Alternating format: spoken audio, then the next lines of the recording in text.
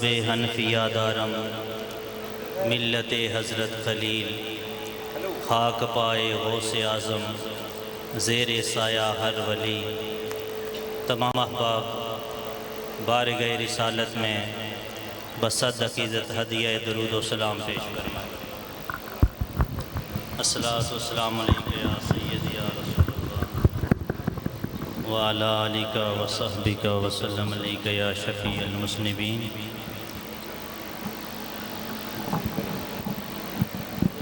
ایک دفعہ درود شریف پڑھ لیں۔ الصلاۃ والسلام علیک یا سیدی یا رسول اللہ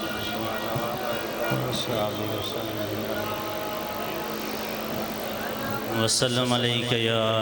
شفیع المذنبین یا رحمت للعالمین۔ قابل صد احترام سٹیج پہ تشریف فرما جناب پیر سید کبیر حسین شاہ گیلانی، جناب پیر سید غفور حسین شاہ گیلانی،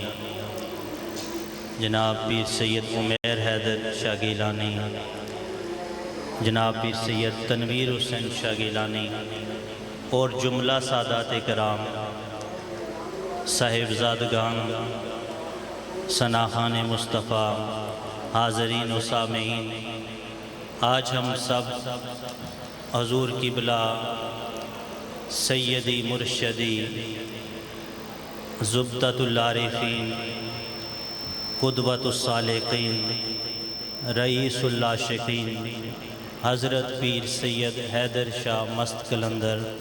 رحمۃ اللہ تعالی علیہ کے عرس شریف میں شریک ہیں۔ دعا ہے کہ پروردگار عالم ہم سب کی حاضری اپنی بارگاہ صمدیت میں قبول فرمائے، اور اس خوبصورت موقع پر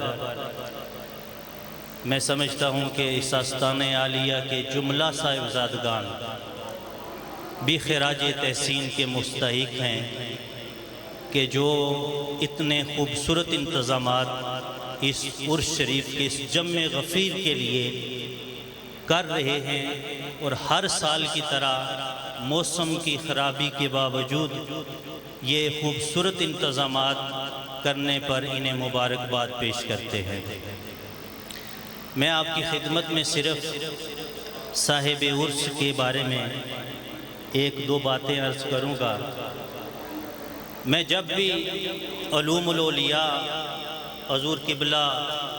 پیر سید حیدر شاہ مست قلندر رحمۃ اللہ تعالی علیہ کی تصنیف کا مطالعہ کرتا ہوں تو ہر وقت مجھے یہ محسوس ہوتا ہے کہ یہ علوم الاولیاء ایک علم کا سمندر ہے، اور مجھ جیسا کم علم اس سمندر میں اترنے کے قابل نہیں ہے، اور اس تصنیف سے حضور صاحب عرس کی شان و عظمت کا اندازہ لگتا ہے کہ آپ اللہ کی بارگاہ میں کس شان کے مالک تھے، اس آپ کی تصنیف سے ہمیں کچھ اندازہ ہوتا ہے۔ یوں تو آپ کے مقام و مرتبہ کو نہ مجھ جیسا کم علم سمجھ سکتا ہے اور نہ بیان کر سکتا ہے، اور نہ ہی اس کے بارے میں کوئی گفتگو کر سکتا ہے، لیکن میں آپ کو جو باتیں دیکھنے میں آتی ہیں وہ ایک دو باتیں بتاؤں گا کہ ہم نے حضور جناب پیر سید حیدر شاہ مست قلندر رحمۃ اللہ تعالی کے چند مریدین سے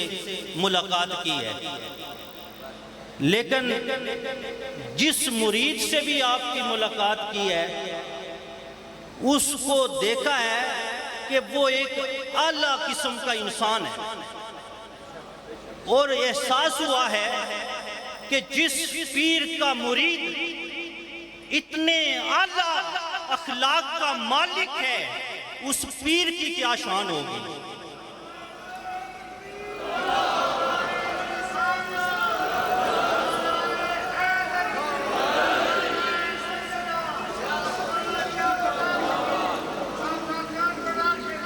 اور مجھے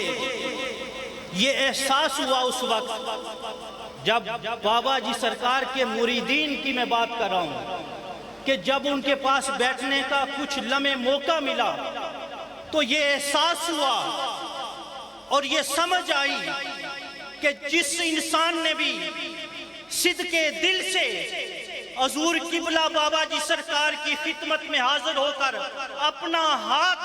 قبلہ بابا جی سرکار کے ہاتھ میں دے دیا، اللہ نے اس بندے کو اولیاء کی صف میں شامل کر دیا۔ اس لیے میں یہ کہتا ہوں کہ جناب کے پاس جو صدقے دل سے بیٹھا، اللہ نے اس کو ولیوں جیسی شانیں عطا فرما دی، ولیوں جیسی زندگی عطا کر دی، ولیوں جیسا اخلاق عطا کر دیا، ولیوں جیسا کردار عطا کر دیا۔ یہ اس مرد کلندر حضور صاحب عرس کی نگاہ کرم کا فیضان ہے، جس کے مرید کو اللہ نے اتنا اعلیٰ انسان بنا دیا۔ اس پیر کی شان رب کی بارگاہ میں کیا ہوگی، وہ مجھ جیسا انسان بیان نہیں کر سکتا۔ اور جناب کی میں آپ کو بابا جی سرکار کے جو آج کل تو پیر آپ دیکھیں نا، پیروں کی بھی لوٹ سے لگی ہوئی ہے۔ آپ جہاں بیٹھے پیروں کی کمی نہیں ہو رہی۔ آپ سوشل میڈیا کھولیں، بس آپ کو جبے خرقے اور آپ کو بڑے بڑے لباس نظر آئیں گے، لیکن میں بابا جی سرکار کی جب تعلیمات کو دیکھتا ہوں، انداز زندگی کو دیکھتا ہوں، تو مجھے کوئی پیر نظر نہیں آتا۔ یہ مجھ سے بڑے یہاں بزرگ لوگ بیٹھے ہوئے ہیں جو کافی اس آستانے سے واقف ہیں، لیکن جو کچھ ہم نے سنا،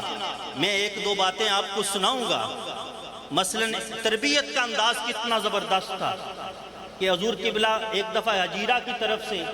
اس طرف سے سفر میں تھے۔ ساری زندگی آپ کو پتہ ہے قبلہ بابا جی سرکار نے کا کوئی اپنا ذاتی مکان نہیں تھا۔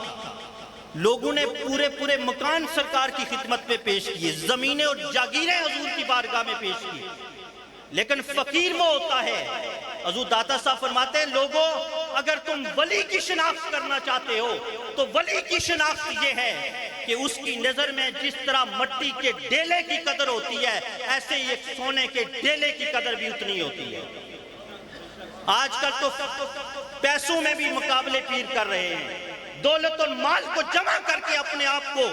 ولیوں کی صف میں شامل کر رہے ہیں، اور مرید بھی اتنا اندھا ہو چکا ہے کہ وہ اس کے عادات و اخلاق و اطوار کو پیغام مصطفیٰ پہ نہیں پرکھ رہا، بلکہ دنیا کے نظام پہ پرکھ رہا ہے۔ آؤ میں تمہیں ایک ولی کامل کے آستانے پہ آنے والوں جناب کی خدمت میں سفر کے دوران ایک آپ کا بڑا خاص مرید ہے، مجھے اس وقت نام یاد نہیں ہے، یہاں لوگوں کو پتا ہوگا کچھ کو، کہ آپ وہ راستے میں چل رہے تھے تو صرف وہاں راستے سے ایک جو تیلا ہے، وہ گاس کا تیلا ایک نکالا ہے، اور سرکار نے دیکھ لیا اور دیکھ کے فرمایا تم میری مجلس کے قابل نہیں ہو، چلے جاؤ یہاں سے۔ کہا حضور کیا معاملہ ہے؟ کہا یہ ہمیں اس مالک جس کی زمین سے ہم گزر رہے ہیں، ہم صرف اس راستے سے گزرنے کا حق رکھتے ہیں، ہمیں اس کے تیلے یہاں سے اٹھاڑنے کی اجازت نہیں ہے۔ اس نے کہا حضور معاف کریں۔ کہا پہلے جس کی زمین سے گزر رہے ہیں اس سے معافی مانگو، جو زمین کا مالک ہے اس سے معافی مانگو، اگر وہ معاف کرے گا تو ہمارے ساتھ چلنے کے قابل ہوگا، ورنہ نہیں۔ انداز تربیت میں سختی بھی اتنی تھی اور نرمی کتنی تھی۔ نرمی کی بھی ایک مثال سنیں کہ سرکار کی نرمی کا ہمارے دربار شریف چوکی شریف ایک ہمارے دربار شریف پر سرکار ایک دفعہ تشریف لائے، صاحب عرس جناب پیر صاحب ایک دفعہ تشریف لائے کہ جلانی دربار شریف ہے۔ یہ بہت پرانی بات ہے، ہمارے تیا جی کہتے ہیں کہ جب وضو کے لیے جناب جانے لگے تو وضو کے لیے رات کا عشاء کا وقت تھا، تو وضو کرنے کے لیے جناب تشریف لے گئے، تو دور اس وقت باتیں نہیں ہوتی تھی، ٹائلٹیں نہیں تھی، دور گئے اور جب وضو کرنے لگے تو وضو کے دوران ایک اونچی جگہ جناب کھڑے وضو کر رہے تھے بیٹھ کر، اور نیچے ایک کتیا تھی جس کے چھوٹے چھوٹے بچے تھے اور وہ کتیا بھوکی تھی۔ تو سرکار نے اس وقت اپنی منہ میں انگلی ڈال کے کیا کی، وہ جو کیا کی اس کتیا نے وہ کیا چاٹ کے چلی گئی۔ ہمارے تیا کہتے ہیں کہ صبح کے وقت جناب نے مجھے کہا کہ سائیں صاحب رات کو میں نے اس کا بندوبست کر دیا تھا، آپ گھر میں کوئی روٹی کا ٹکڑا دیکھیں اور جائیں، اس کے بچے چھوٹے چھوٹے بھوکے ہوں گے، اس کو جا کے وہاں پر اس پر ڈال آئیں تاکہ وہ پیٹ بھر کے کھائے اور اپنے بچوں کو دودھ پلائے۔ یعنی نرمی کا یہ عالم تھا کہ اللہ کی ہر مخلوق کی فکر پیر سید حیدر شاہ مست قلندر کی زندگی میں نظر آتی ہے۔ اس لیے یہاں آنے والے زائرین، یہ آستانہ عظیم الشان آستانہ آج بھی حضور قبلہ بابا جی سرکار کا فیضان اسی طرح جاری و ساری ہے،